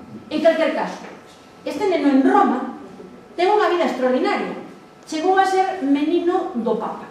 Por tanto, María Antonia sacrifica un fillo que vai a chegar a ser provincial dos franciscanos en Filipinas en 1747. Sebastián Valverde do Campo, hoxe en día é perfectamente coñecido, é unha trayectoria extraordinaria. Esta muller fixo un programa e cumpleu, non? Entonces, a vida do fillo é unha vida, claro, separado dos seus pais, pero en Roma estudiou, logo, cando volve á península, vai a entrar na orden franciscana. Na orden franciscana, un individuo que viña de Roma, que tuvera relacións coa familia Borromeo, co cardenal de Yuga, con Clemente VII, etc., tiña a carreira asegurada. En efecto, fixo unha carreira esplendida. Cando se vai para Filipinas desde Marsella, a carta que lle escribe a súa nai é dunha dureza increíble, non? Claro, porque alguén lle di, mira, tú non te despides de tu madre? Non pienso. A máis, evidentemente, si se entera para onde me voy, que se entere. Yo non pienso decir eso. O sea, é comprensible como o fillo vive un proceso inaudito, que os teus pais renuncien a patria potestad túa e poñen unha personalidade. E a filla, Leonor, chegou a ser priora das Dominicas de Loiches. Meteuna, primeiro, nun pequeno colexio de pobres en Madrid, porque María Antonia Pereira do Campo comportase dunha forma moi egoísta. Unha vez que chega a Madrid, a nena estorba, nas cartas segurísimas de esta niña me estorba, a ver quen me lo soluciona, e acaba metida nun convento ou nun colexio, un refugio para nenos de origen portugués, baseándose en que o pai era de origen portugués. E con 5 anos metese en ese refugio e unha vez que ten, me parece que 10 anos, entra nas Dominicas de Loeches. As escenas da separación da nai e da filla relatadas nas cartas son terroríficas, non? Porque a nena nunca máis volveu a ver a súa nai, e iso que súa nai entrou neste convento de carmelitas de Alcalá de Henares, e cando pasou a Santiago estuvo varios días en Madrid. Cando se entrevista coa raíña, a raíña pregúntalle, pero como non vas a ver a túa filla? Entonces, dille que unha vez que alguén se entrega a Dios, a vida da familia pasa a un segundo plano, pero a reina non entende, o sea, a propia raíña. E isto conta María Antonia Pereira do Campo na súa autobiografía para exemplo dos demais, non? A mí parece un comportamento que xa no século XVIII é un comportamento inadmisible, porque as cartas da súa filla durante toda a vida de María Antonia foron un reproche constante, porque me abandonaste, porque me dejaste, seguido. E cando hai algunha, non sei se puxen algún párrafo por aquí, me parece que sí, xa ahora que vou rematando, cando en un determinado momento María Antonia, que está enferma, lle reprocha a filla que non lle escribe, é lo mismo que tú hiciste conmigo cuando yo era pequeña, e listo, non? O sea, que é unha relación terrible. Pero o programa vital de María Antonia estábase cumprindo. O gran problema, o marido, claro, non quería meterse en frade de ninguna forma, non? Pero acaba consentindo, e o que pasa é que, como non tiña formación, acabou sendo frade lego. Por lo tanto, a súa vida foi bastante triste, non? E nunca volveu a ver a seus fillos, nunca máis. María Antonia establece unha rede de relación en Madrid increíble. Foi vencellándose con grupos poderosos de galegos situados en Madrid, e, por lo tanto, ten unha rede intensísima de poder. E agora faltanos a rede galega, e con isto xa vou concluir. O seu objetivo era Galicia, en calquer caso. Ela non quería abrir un convento en Madrid, non lle interesaba. Ela quería facerse notar ali donde nacera. Entón, ela quería facer un convento no núcleo mismo do poder eclesiástico en Galicia. Nin lle valía logo, nin Tui, nin Mondoñedo, Santiago. A primeira vez que visita Santiago é expulsada, denunciada por bruxería. O obispo de Lugo avisa ao arzobispo de Madrid, aí van estas, non? O arzobispo de Santiago. Por tanto, é moi mal recibida en Lugo, moi mal, e fora ben recibida en Astorga. Ese último sitio que é ben recibida en Lugo, moi mal, e cando chega a Santiago, o arzobispo declara que é persona non grata e é expulsada da cidade. Tuvo o apoio dos jesuítas, non sabe por qué, porque non acabo de ver a relación, e o apoio da familia das marqueses de Parga, que fixo moito por ela en ese momento, pero a expulsión era fulminante e María Antonia ten que volver para Madrid. O segundo intento vai a ser o que prospera. Entón, no segundo intento chegará. E por que poño aquí este mapa? Bueno, porque en este mapa é en donde está situado o convento de Argón. A familia de María Antonia estaba totalmente relacionada co franciscanismo. E a mediados do século XVIII, un tío dela era o superior do convento franciscano de Santiago e outro do convento de San Lourenzo de Santiago. Partiran os dous desta zona en donde estaba Cuntis, por aí, dun intensísimo franciscanismo, que era tamén o que ela vivira en Bayona a través da Orden Terceira Franciscana. Aquí neste mapa marcase moi ben onde era fundamentalmente os franciscanos galegos tiñan unha procedencia suroeste moi intensa. A zona de Valeixe, por exemplo, producía tal cantidad de frades franciscanos que era increíble, non? Era unha porcentaxe dos franciscanos que estaban sobre o 10-15% de todos os franciscanos galegos procedían desta zona onde estamos, non? A intensidade da religiosidade franciscana nesta área era increíble. A través das órdenes terceiras franciscanas, a través do culto funerario, a través das mortaxas a hora da morte, por tanto, moi intenso. Ben, o final de María Antonia Pereira do Campo é un final de éxito. Consigue crear o convento de Carmelitas en Santiago. Ela chega en 1748 a Santiago, xa no intento definitivo, apoiada totalmente pola familia dos marqueses de Parga, non? Os marqueses de Parga daránlle o solar onde está este convento de Carmelitas, que está xusto diante de Santa Clara, que pasa un pouco desapercibido, pero inmenso de grande, non? Ben,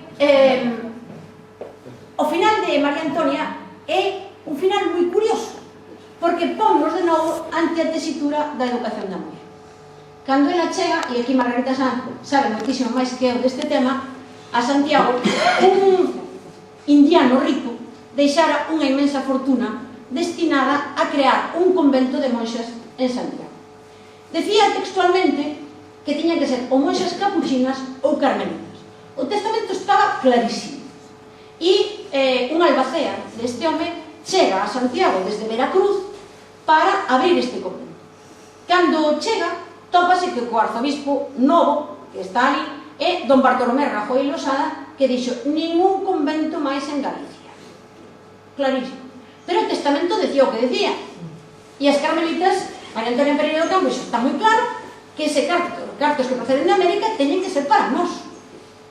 Entonces, automáticamente, o que se fai, bueno, a única opción, a acudir á corona e, en un proceso judicial moi pesado, a sentencia final foi a favor do arzobispo Rajoy Losada. Saltándose todos os principios da lei, o testamento nunca foi cumprido e don Bartolomé Rajoy Losada fundou a Compañía de María.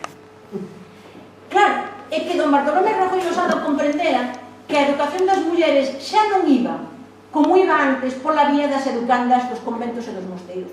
Eso era o pasado. Para as mulleres había que acadar un ensino novo que podía dar delas ou monxas ou civiles, pero en calquer caso, mulleres máis cultas e mulleres do seu tempo. A opción de María Antonia por un convento é un anacronismo. Ela, cando decideu a educación dos seus fillos, fixo cos seus fillos o mesmo que fixeran con ela. E ao seu fillo doulle estudios e a nena meteu unha monxa. Por lo tanto, ela que se queixaba dos seus pais e de mí nadie se acordou, cando ela ten que organizar a vida da súa familia, ten unha opción moi clara. Pero cando fala das outras mulleres, para ela está moi claro que se teñen que meter monxas, pero non mulleres educadas. Entón, don Bartolomé Rajoy Losada acabou coa historia, digamos que dos mosteiros e dos conventos, e plantexou unha novidade. Somos dos poucos territorios no conxunto español que ten un colexio da Compañía de María en 1761. Hai no País Vasco, Navarra, algún en Aragón, Galicia e América. E co cual aquí produces unha mini revolución non suficientemente recoñecida, porque os artigos de Margarita Sanz, que son os dous espléndidos, houberan merecido convertirse en un libro, non? Pero claro, a falta de documentación que as monxas sempre custodian con bastante cuidado, non? Porque este plano da Compañía de María de Santiago é unha lección de historia. O que está en gris é a parte do colexio das nenas e outra parte do convento. O colexio da Compañía de María era un colexio de pago. Xa non había que ir de educanda a un convento. Podíase ir como señorita a educarse ao colexio da Compañía de María. A Compañía de María tiña unha escola gratuita, absolutamente gratuita, e chegou a haber en algún momento, cerca de 250 nenas de Santiago aprendendo gratis, ao mellor non ler e escribir, pero sí os rudimentos da educación e, por tanto, protagoniza a Compañía de María e non María Antonia Pereira do Campo unha mini revolución dentro das mulleres de Galicia. Ela é un anacronismo e a súa vida, se ten interés, é porque ela nos permite ver un sinfín de cousas da primeira mitade do século XVIII en Galicia a través duns ollos diferentes.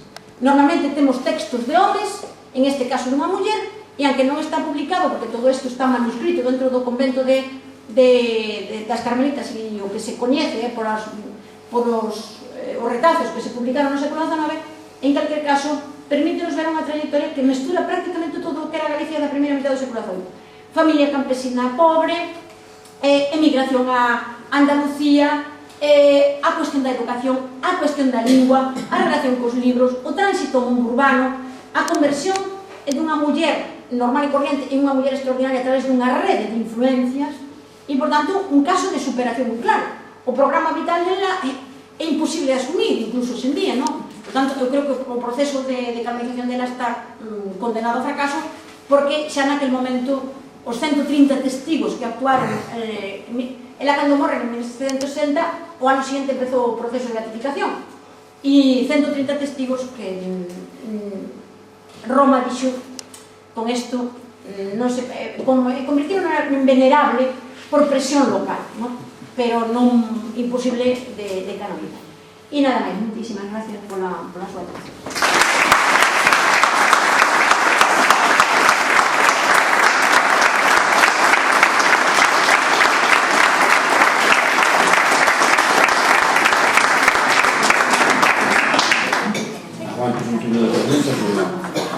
Está reposta das dúas costelas rotas, entón se hai unha pregunta que facer. Eu que non... Bueno, moi ben, me parece moi interesante, eu conozco algúns dos teus libros, pero nunca te oíra, así que parabéns por a charla e ademais que presentas aí un caso fora de serie desa muller impresionante. Quería facer dous apuntamentos un pouco tamén que se ti seguro que controlas mellor, pero o caso da Santa esa da túa terra que dis que non existe, como outras moitísimas, pero seguramente pois aí había unha pedra que era pagán, da época pagán, que era santadora, como pasa pois en Santa Mariña de Aguas Santas, na Toxa, etc. É dicir, que a Iglesia pois cristianizou eses lugares que eran de culto pagán, supoño que sería así. E outra cousa é do beaterio, que sinalabas aquí nesta zona, que é moi interesante e que ten que ver, supoño, co beguinato de Centro Europa, que foi moi importante. Bueno, posiblemente pasase así un pouco de longo sin explicarlo, pero é un fenómeno moi interesante, porque eran mulleres. Sabemos que nesa época, na Idade Media, despois, unha muller que non casaba tiña que estar dependendo dun home, sexa o seu irmán, o seu pai ou quen fose, porque senón, pois era violada, asaltada, non era xente.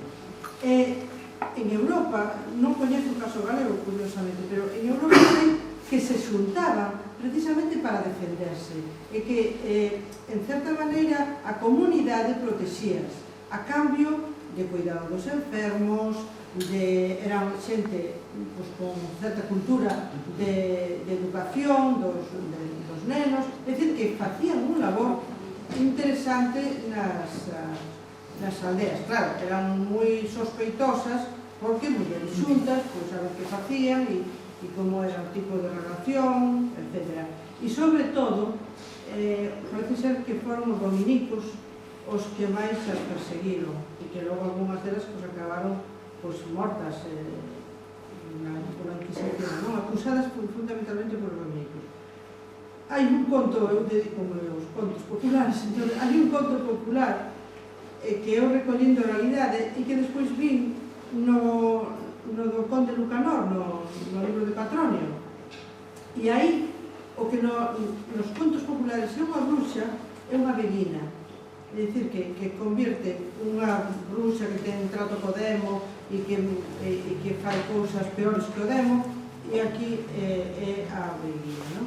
Bueno, mirando un pouco, reconhecendo sobre isto, pois o don Juan Manuel tiña unha relación moi estreita cos dominicos, e entón, bueno, non sei se podes insistir un poquinho máis neste tema aquí en Galicia. A Idade Moderna, digamos que é un período, como o seu propio nome indica, de profundo cambio con respecto ao que ven detrás. Entonces, digamos que o do beguinato para a Idade Moderna é unha referencia moi luxana. Os beaterios están relacionados con eso, sí e non. En xeral, as beatas proceden de grupos sociales non baixo, nunca, e solen ser viúvas máis que solteiras.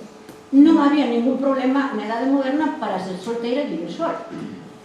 Legalmente eran autónomas, tiñan todos os dereitos, porque desde 1505, bueno, antes xa nas partidas de Alfonso X Sabio, pero a normativa de 1505 convirte a unha muller prácticamente en igualdade ante a lei. Non hai ninguna diferencia entre un home e unha muller. É unha solteira totalmente autónoma desde o momento en que, a partir dos 25 anos, tanto se é solteira como se é viúva, completamente autónoma. Entón, aquí en Galicia, por exemplo, a mediados do século XVIII, o 20% dos fogares están dirixidos por mulleres, e son mulleres que, e aquí en esta zona moi especialmente, unha vez que heredaban, vivían de forma autónoma sin ningún tipo de problema. Estas mulleres que forman os pouquísimos beaterios que hai en Galicia proceden de sectores medianos que ao quedar viúvas perden nivel de vida. Entonces non eran impensable que se puxeran a traballar, a ver onde, a ver en que, non? Entonces, a reunión delas era un sistema de defensa fundamentalmente económica. En general, eran de bastante edad. Por tanto, non era identificarlas con xente nova non ten moito sentido. A inmensa maior parte das mulleres casábanse, e as que quedaban solteiras son estas solteiras autónomas económicamente que non teñan especiales problemas para sobrevivir como tales mulleres, non? Entón, son máis ben, por exemplo, o caso de Ourense, que está mellor documentado, casi sempre son viúvas de entre 50 e 60 anos, que unha delas, ao mellor, tiña unha casiña, e entón viven todas xuntas. Por exemplo, este caso o Beaterio da Fontaíña, que é un dos que aguantou máis, porque nunca se chegou a convertir en convento. Como non tiñan, nunca conseguiron cartos para dar o salto a un convento, chegan hasta o século XVIII, non? E unha tal María Garza, que é a que crea este convento, este mosteiro, perdón, este Beaterio da Fontaíña, que é unha viúva. E a filla dela pasa dos 30 anos, e entón reúnense outras 4 ou 5 viúvas. Non son mulleres solteiras, moi raras veces, non? Esa é a gran diferencia co viúva. Despois, en Galicia, o caso de beaterismo é moi escaso. O verdadeiro poder é en Castela. O caso de beaterios de Castela, sobre todo a zona de La Mancha, eso é tremendo. A razón de por qué está bastante mal explicada. Pero xa acabaron todos convertidos en conventos, porque a Igrexa impuxo, bueno, o dentro fora, unha cosa moi fácil de explicar. Entonces, encomendanlle fundamentalmente os franciscanos que regularicen ese aspecto. Entonces, abrense unha morea de conventos, Toledo, Guadalajara, Ciudad Real, que eran antiguos beaterios. Pero aquí en Galicia solamente hai beaterios en Ourense capital, Tui, Redondela, acabaron convertidas en justinianas, en Vigo e pouco máis. E están relacionadas con ese caso dos seguidores de San Pedro de Alcántara, que en esta zona foron suprimidos en 1567. Coa reforma de Felipe II, que é unha reforma de racionalización do mundo clerical, que estuvo moi ben feito. Entonces, en ese momento suprimesen os seguidores de San Pedro de Alcántara, e os poucos beaterios que houberan que xa estaban todos convertidos en conventos. O caso das justinianas é o máis raro, porque é unha orden rarísima. Hai solamente 2 conventos en toda España, o de Orihuela e o de Redondela, de justinianas, que é unha orden procedente de Italia, máis en concreto de Venecia. Entón, un obispo de Tui, non sabe por qué, empeñase en que eso sea de justiniana, se ve que ele conoceu esa orden cando estaba en Italia, o que foi, non? Entón, transforma. E son moi poquinhos casos, non? E depois, na Idade Moderna, estamos en un mundo urbano, por exemplo, moi fácil ver conxuntos de mulleres que viven agrupadas, porque reúnen os ingresos de todas elas, entón logran sobrevivir, pero sin relación ninguna coa religión. En cambio, na orden terceira franciscana hai moitísimas máis mulleres que homes, e aí estas mulleres poníanse un hábito que era unha especie de casullo, se metía por a cabeza, non tiña toca, non tiña nada, e iso daba respectabilidade. Pero o traballo que temos feito Alfredo Martín para o caso da Orden Terceira Franciscana de Ferrol e eu para de Padrón, que era onde pertenecía a familia de María Antonia Pereira, a inmediatamente parte volvemos a tocar viúvas ou solteiras de edad avanzada, en cuanto a outro, a da Santa Miña parroquia, bueno, antes do Concilio de Trento a Iglesia prácticamente non se meteu en nada. Se a xente iba a rezar ya unha imaxe que había no Carballo ben, se non iba tan ben e non pasa nada. A partir do Concilio de Trento decídese poñer orden, que non foi para nada supresión, sino regularizar determinados lugares de culto para racionalizarlos. O Concilio de Trento é moi racionalizador, entonces hai que someter a control espacios que, a ver, identificámoslo como religión, bueno, religión é o que colgaba de aí, e esta zona é moi interesante porque hai moitísimos intentos de aparicións ficticias, non? E entón, o caso do Mosteiro de Olle é fascinante, cada pouco salía unha virxen do mar, non? Entón, da primeira vez, bueno, o obispo de Tui abre un proceso, escribe a Roma, e xa na carta iba a decir, bueno, a mí me parece que isto, entón de Roma dice, bueno, tape el asunto, tapo. Ao cabo de pouco tempo, outra virxe salindo do mar, procesión dos de olla, intervención do obispo. A terceira vez o obispo dixo, acabouse, aquí non volva a salir unha virxe do mar. Entón, empezamos de Ponteareas, e varios de Ponteareas, un neno que se lle aparece a virxe do Carballo, depois, tal, ao cabo dun tempo, todos os sitios convertidos en feiras, non? E Ponteareas saleuse ca súa, non? Pero Roma dixo que a Virxen do Carballo pois non acababa de engrelo, pero bueno, que se quería facer a feira acto seguido, o sea, iba no mismo paquete, iban dúas cartas, por unha parte a carta a Roma participando a aparición e outra a Corona pedindo permiso para unha feira. Por tanto, a ver, o problema da Iglesia era que necesitaba poñer coto en un desorden total e as peregrinacións a longa distancia acababan todas como acababan. Entón, a partir do Concilio de Trento, Roma decía, bueno, romerías de un día e a poder ser sin noite de papel. E iso condenou, por exemplo, as peregrinacións de largo camiño. O Camiño de Santiago xa estaba en crisis e a partir dos anos 60, 70 do século XVI desaparece como lugar de tránsito. A Iglesia veio mal, o Estado veio mal, porque realmente eran fundamentalmente o pretexto para que xente de mal vivir, mendigos, vagabundos, soldados, desertores, ladróns, convertían eses espacios en espacios moi peligrosos. Entón foi a propia sociedade a que exixía unha certa regularización, non? E en cualquier caso, aquí en Galicia é un fenómeno moi pequeno, donde realmente aquí, no conxunto español, onde se corta o bacalao en materia de religión, e onde había, de verdad, e onde se preocupou a Inquisición e houve que poñer orden, foi fundamentalmente Andalucía e Castilla-Mancha. É que pasaron un día para outro de ser musulmáns a ser cristianos. E antiguamente foron cristianos, musulmáns e cristianos outra vez.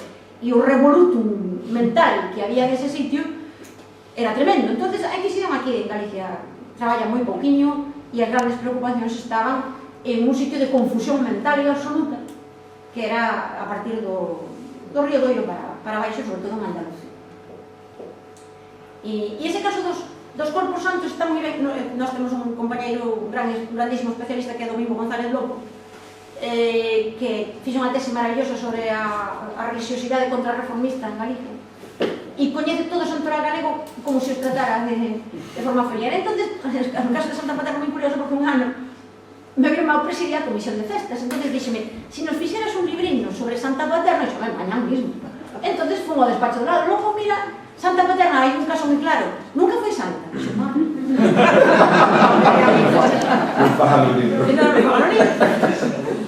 E entón explicoume o caso caso dos corpos santos. Esta muller é históricamente existente.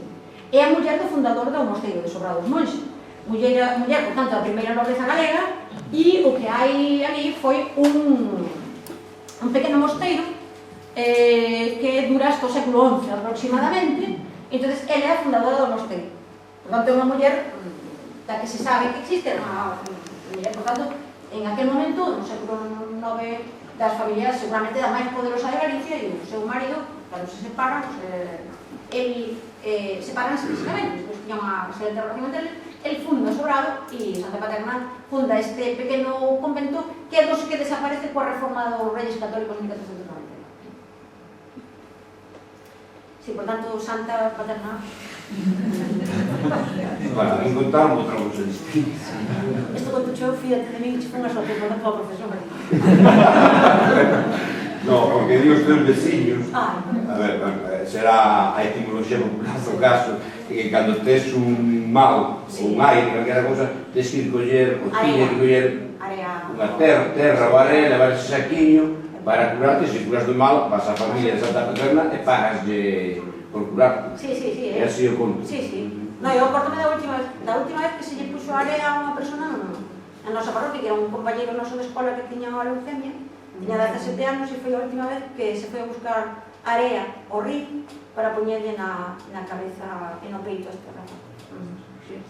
Un drama, un drama tremendo. Foi a última vez que se constata que houve a utilización da area para intentar a desesperación de unha parroquia inteira, porque era un drama para todo.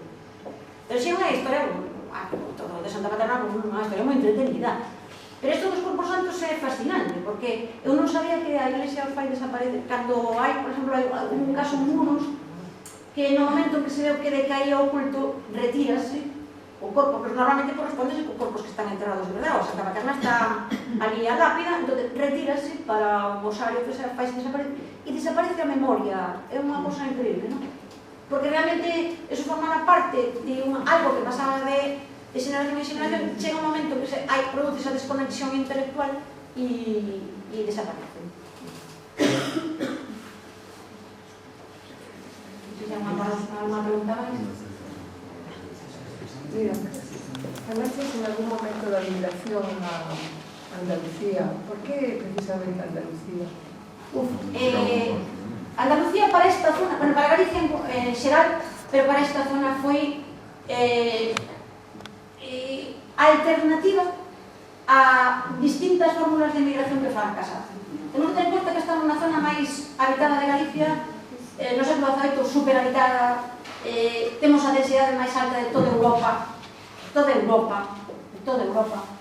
algunhas zonas de por aquí superan os 150 habitantes por kilómetro cuadrado. Son casos de presión demográfica sobre o territorio, como non hai en ningún caso no resto de España, non hai nada parecido. Digamos que a partir do Ulla cara abaixo. Entonces, durante o século XVI, a emigración a Castela funcionaba. Iban ali 3 meses, volvían, pero Castela no século XVII deixa de demandar mão de obra, non necesita. Sobra. E no século XVIII necesita per pouco. Entón, van fundamentalmente da zona de Lugo e da zona de Ourense. A segunda alternativa era Portugal, que estaba aí cerca. Pero, oye, estamos en guerra con Portugal desde 1640 hasta 1714. E, por outra banda, antes de 1714, de Portugal interesaba fundamentalmente o Algarve, porque era a Sega, tamén iban os portugueses do norte, cara ao sur. Pero ir a Sega ou Algarve era, desde aquí, moi lonxe, e, por tanto, non era unha solución moi doada. Unha vez que se fan as paces con Portugal, a súa vez, firma o Tratado de Methuen con Inglaterra, de 1702, que converte a Portugal nun monopolio inglés. E a partir de 1702, a economía portuguesa está dirixida desde Londres, e o desenvolvemento do viñedo do norte necesita moreas e moreas de mão de obra. Empezan a ir desde aquí, pero sobre todo a zona que foi cara a Portugal é a zona da Cañiza e cara lá e a Raya do Orense. Entonces, alternativa andaluza. O caso andaluz había unha certa tradición de migración a Andalucía, xa no século XVI, pero fundamentalmente a área de Almería, Málaga, Granada. No século XVII, Sevilla, a finales do século XVI, Sevilla, empeza bueno, que está moi temado de obra, pero o porto de Sevilla vai se colmatando, deixan de chegar barcos e o comercio con América pasa a Cádiz. Entón, aí forman as cidades con un crecemento demográfico desaforado. Sevilla-Cádiz necesitan un montón de servicios, sistemáticamente. Eso sábese, e, por tanto, os emigrantes van a donde saben que hai un nicho laboral. E empezan a ir desde esta zona.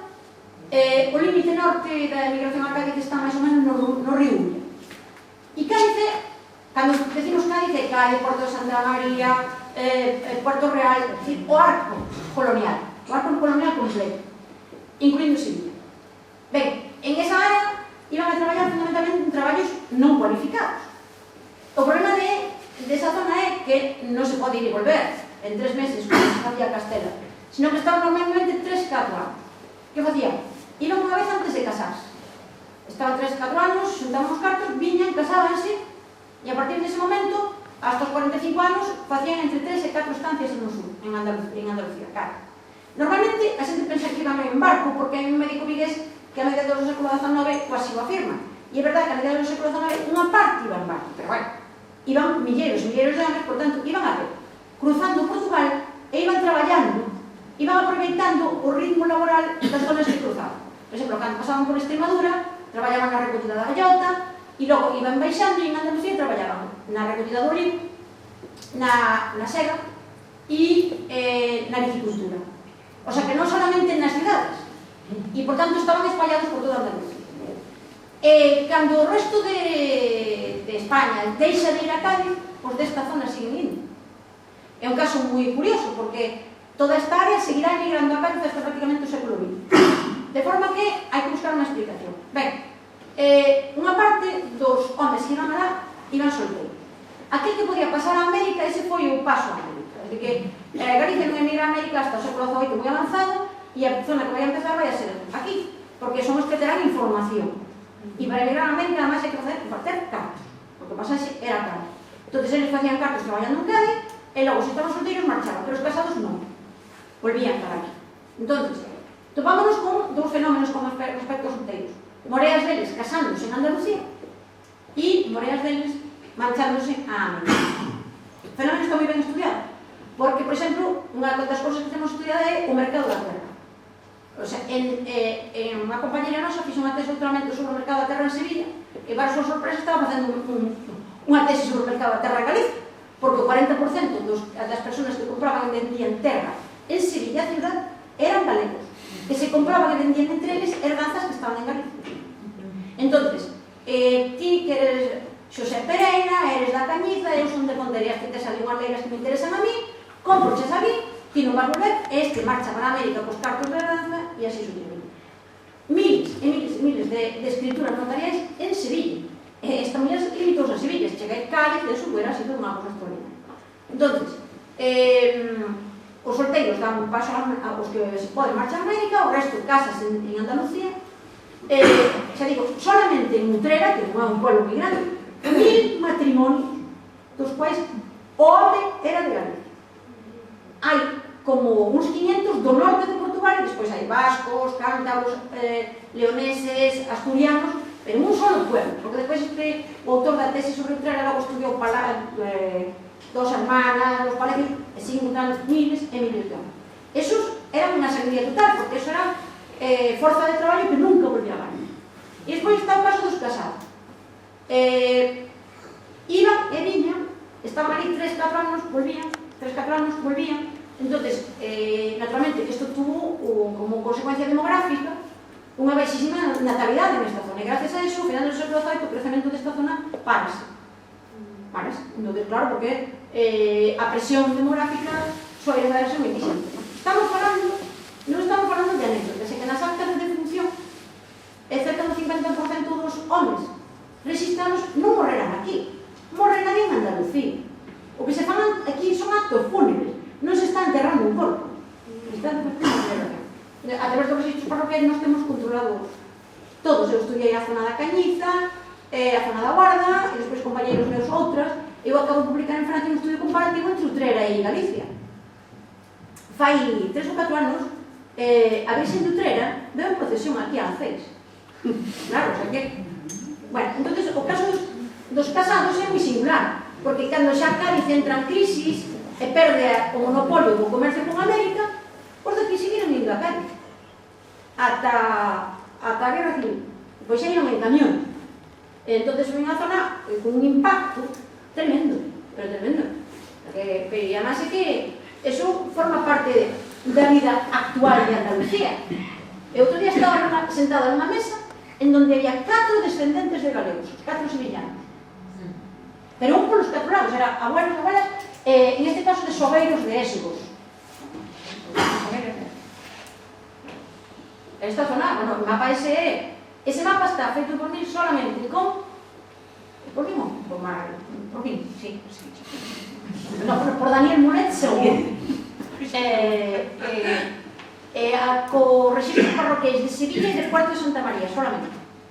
O sea, sin meter Utrera e todo eso, non... O sea, que isto foi un caso increíble, pero está moi ben estudiado. Bueno, que eso forma parte o impacto de Cádiz aquí, da Cádiz que un día invitaron do Consello da Cultura Galega que iban a facer unha representación dun instrumento que aquí en Galicia é moi autóctono, o requinto. Bueno, como era da ulla, e os requintos eran da ulla a la fun. Tan pronto empezaron a tocar e sempre estás tocando unha rumba de Cádiz. Madre mía, que dixe, claro. Pero que era Cádiz. Claro, bueno, si sodes todos descendentes de cadistas, como non era que estades tocando unha rumba de Cádiz? E o requinto veo de Cádiz e o requinto ten en unha ulla menos de 100 anos, non? Rosalía de Castro ten un conto moi cruel, como casi todo que escribía a muller, sobre os emigrantes galegos, non? Cruelísimo. Entonces, acusaos de varias cousas. De traer o paraguas, que son para señoritos, e non para andar, de traer o periódico, que para que queren ler estos galegos, si enteraránse de cousas que non deben, e a forma de comer. Entonces di que isto son males que proceden de Andalucía: comer tomates, ter un paraguas e ler periódico. Claro, pero xa de todo, xa unha fala, a forma de comer.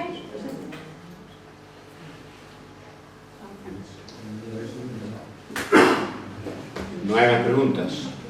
Quedou todo claro, quedou avaliada a capacidade científica e humana de Eugenia. Bueno, pues un millón de gracias por la charla.